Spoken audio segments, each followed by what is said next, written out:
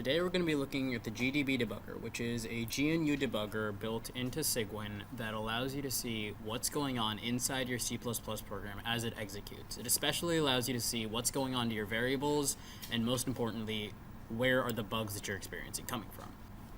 I've got a pretty basic program over here. It's a pretty basic linked list, so we're including a node.h and a number.h. It's a linked list of numbers. So basically what it does is we go through and we create 4 nodes of numbers. For the first 2, we ask the user what the number is supposed to be, and then we print it out. And then with the 3rd and the 4th, it's hard-coded in. That's what the program's supposed to do, so let's look at what it actually does.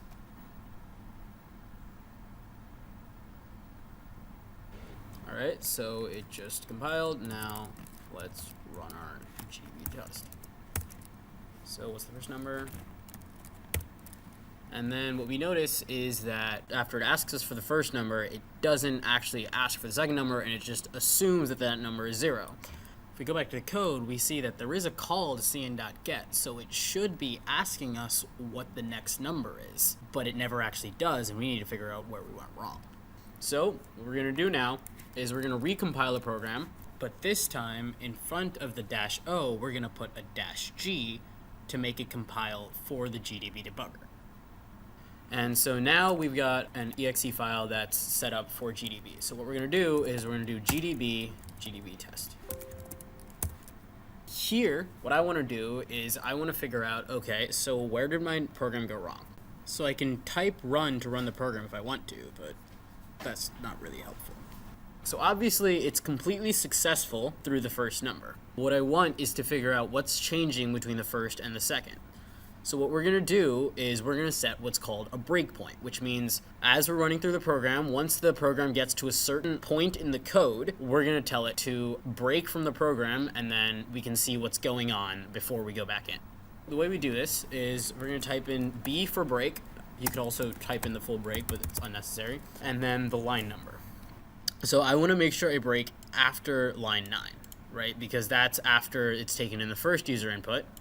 Let's go to line 10. So B10. So we just set a breakpoint on line 10. Now what we're going to do is we're just going to run the program. So it asks what's the first number. We put in any number. And then once it gets to line 10, it breaks. So now we can do a few things. First thing I want to do is just make sure that this was successful. So to make sure this is successful, I'm just going to print out what user input is right now. To do that, I type in P for print and then user input, which is the name of the string that it was put in. And we see that the user input, which is a char pointer, this is the address of that pointer, and then this here is the value that it contains. So it looks to be just fine because 24524.22 is exactly what I put in. So now that we've confirmed that everything's working, we can go to the next line of the program.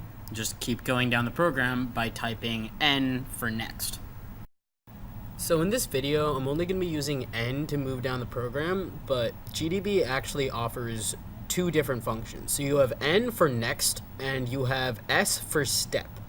So S, you'd actually be stepping into the program. So with N, you'll notice that it just kind of goes down line by line of the same block of code into which it was called. So if I type N on line 11, it's just going to go straight to line 12.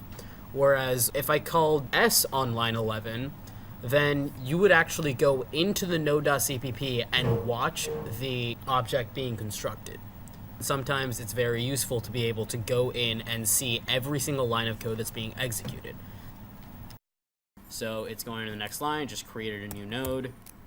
And if I want to print out what this new node called 1 is, I can just do P1, and we get the address to which the pointer is pointing. So this isn't really helping. So I'm just going to hit C to continue, and then that continues to the end. And we see that once again, that second number problem showed up again.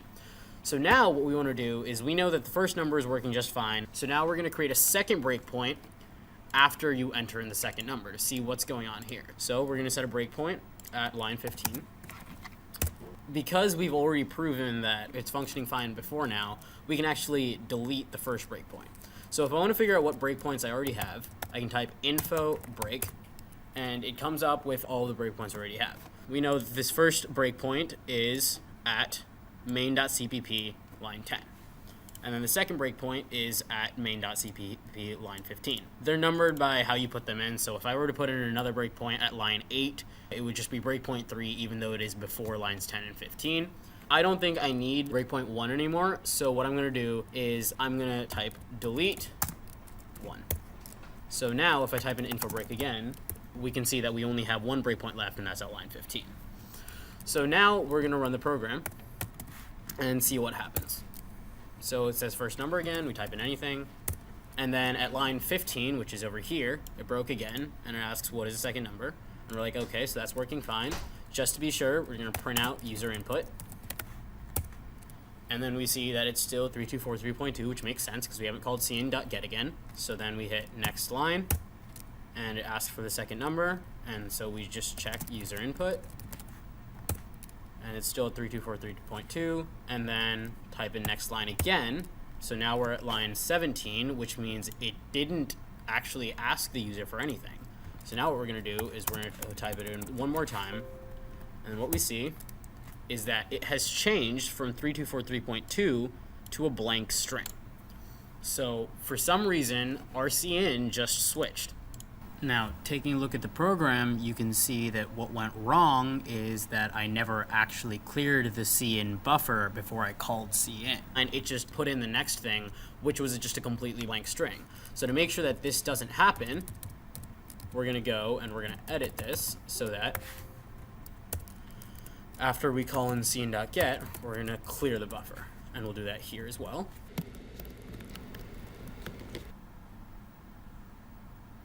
We can quit the GDB debugger by just typing quit again. And so now what we can do is we can recompile the program. And now let's see if we've solved our problem. So what's the first number? Just any number.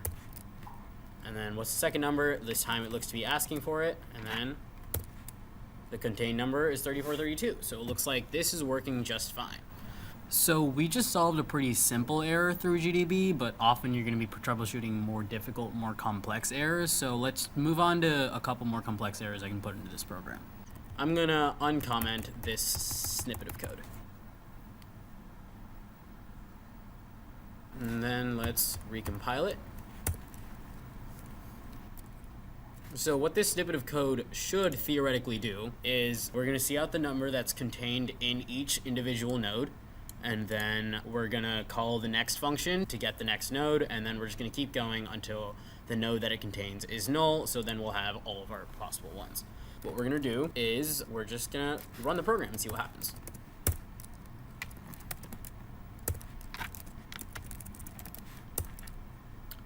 Well, that is definitely not what we wanted.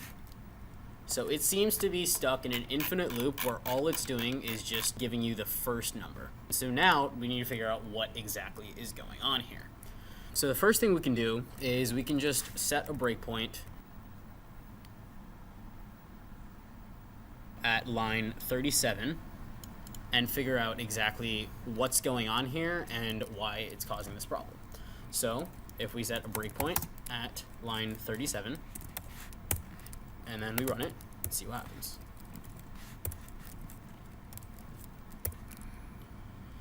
So we just hit our first breakpoint, and it says see out the contained number. So then let's just print out what 1 is equal to, because we set 1 equal to this. And so we've got 6000394A0. Okay. And then what we're going to do is we're going to see what next is equal to, because we set next equal to 1. And as we expected, it should be the same thing. So we go to the next line. It looks like in the next line we're going to call get next. And so if you look over here, we set the next node after 1 to be 2.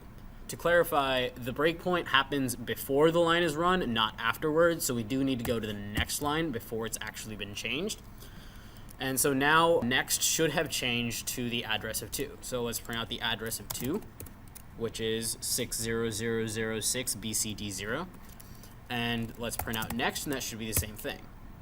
So what we're seeing is that next actually didn't change between these two, which means there's something wrong with that get next function or that set next function. And the thing is, that's not in our main file. So if we want to figure out what's going on there, we're actually going to have to leave this file. And the way we can do that is by specifying what file I want to go into. So get next, well, let's go check, is probably going to be contained in node.cpp. Now that we're in the node.cpp file, what we want to figure out is what is the getNext function returning. So we see that all it's returning is just next. So that doesn't really give us any information. So what we want to look at is instead, where is it being set?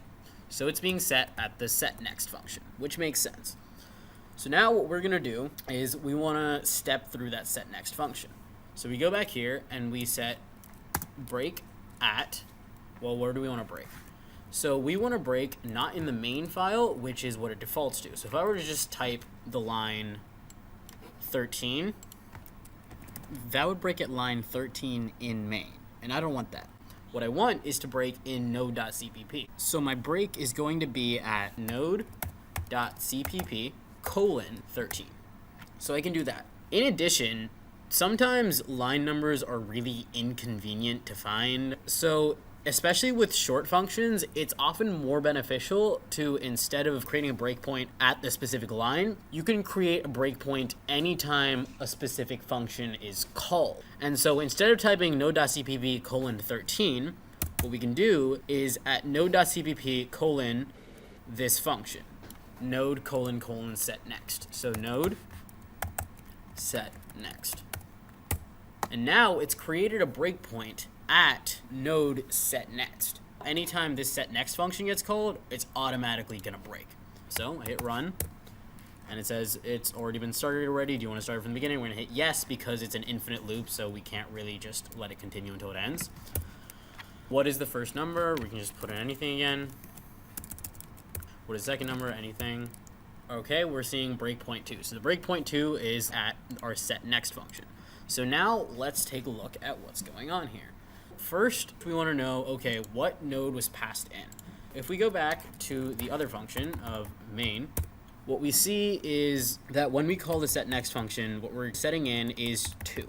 We're setting in the node 2, which is what we just created. And so we want to figure out where it's going wrong.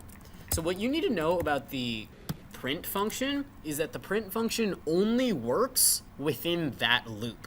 So right now, the only variables we can actually print here within this function are this node called node. We can print out next, and we can print out this. We cannot print out 1 or 2. What we want to print out is what is the address of this current node.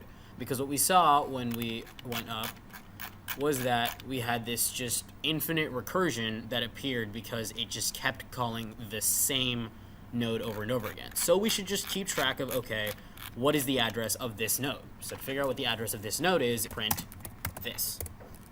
So we're seeing 0x60003940. So next we want to figure out what is the node that we passed in. So 6006 BCD0, so they are different. So now we're going to step through. Just check what next is right now. Next is just something. Next is 393EA. It's just kind of defaulted to something because we haven't told it what to be yet. So now we're just gonna step through. We let that next equals this line run, and what we see is instead of next being the node that we passed in, the next node points back to itself. So that's where our problem of infinite recursion is coming from. So now that we know that problem, it's a pretty easy fix. We just made a quick mistake, so we can just remove that and set next to node.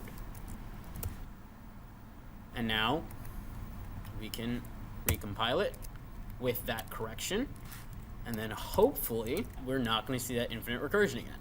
So what's the first number? Just type in anything, and we just got a seg fault. So what's really nice about segmentation faults is that you don't actually need to know exactly what variable caused that segmentation fault. GDB allows you to check what's going on. So what's the first number? Type anything. What's the second number? Type anything. If we want to figure out what happened to that seg fault, we can do backtrace. So we backtrace the seg fault and see what happened. At main.cpp line 37, so that's over here, What happened was we tried to call getNumber on a pointer that was pointing to 0x0, which means the object that we were calling getNumber on was null. The null pointer doesn't have any of that information, and that's where the segfault came from. So what happened was we called next getNumber. Next at this moment was 4, and then getNumber. It tried to access the number in 4.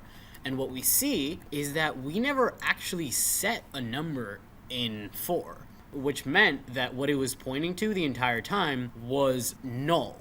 And that's where the mistake came from. So to fix that error, we can just type 4 set number and then 4th. In addition, we actually forgot to set the next node to null, which, while it will technically default to that, it's much better practice to make sure that does actually point to null. So now we've set the number in 4 to this 4th number, and hopefully that's gonna allow us to fix all of the errors in this program. So we're gonna quit, yes, run it again. What's the first number, second number? And would you look at that, no more errors. So that's how you use GDB.